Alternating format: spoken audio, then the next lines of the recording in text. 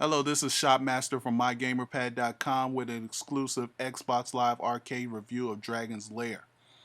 This arcade is a classic arcade. If you growing up in the early 80s and used to go to the arcade and put tons of quarters in machines, I remember putting tons of quarters in games like Dragon's Lair.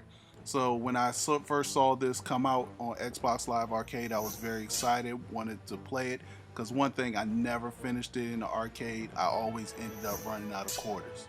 So as you can see here, you have a different game modes. You can do the adventure, the quest, or the daring mode, which only allows you to one wrong move and you die.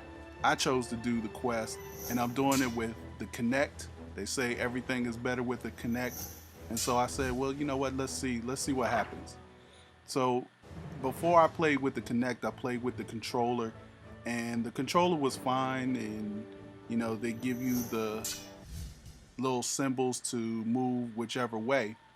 But playing with the Kinect, you're allowed a little bit more leeway in what you do. So if you don't get it exactly right, if you at least attempt to make a move, you'll do pretty good. So I actually didn't get far with the controller, but with the Kinect, I was able to move a lot farther.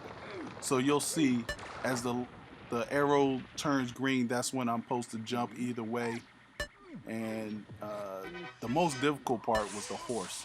So with the horse, you had to move either way. Sometimes you move both ways. I mean, the same way twice.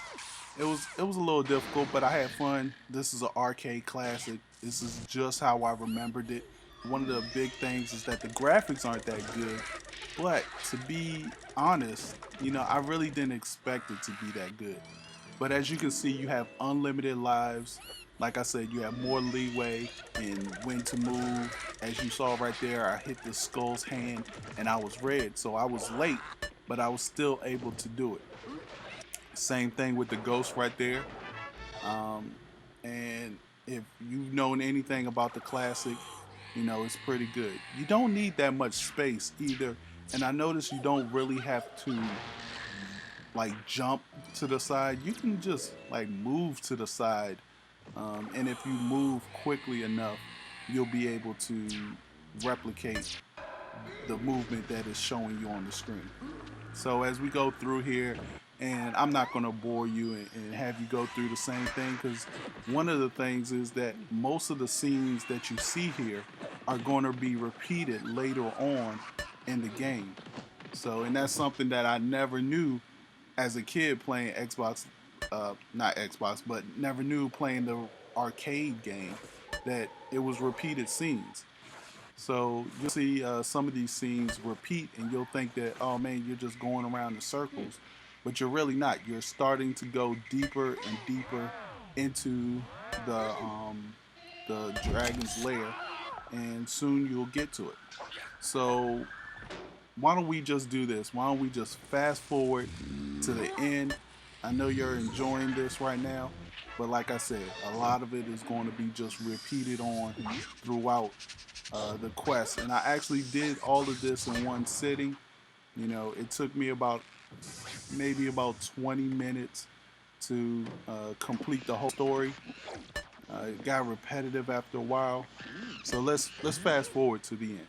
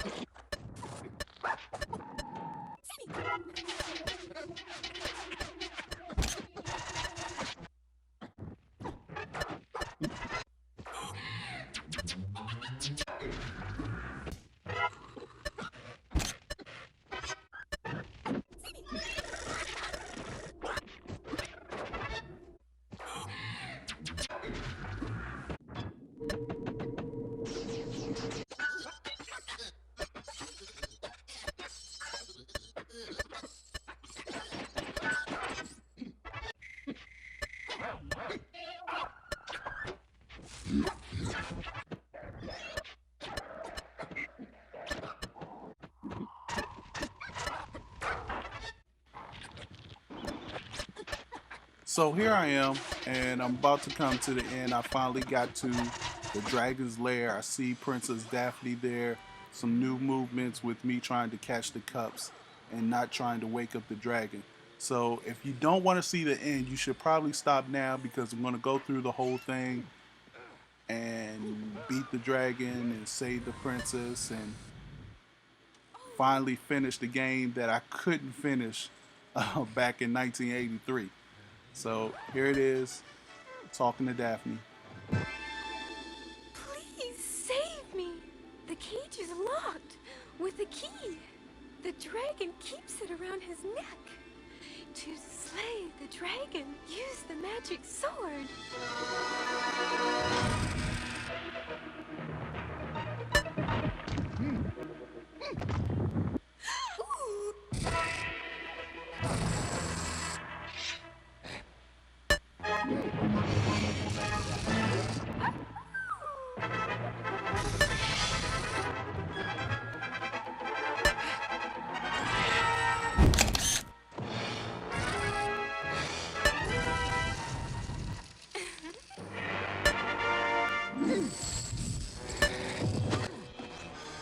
So there, that's it.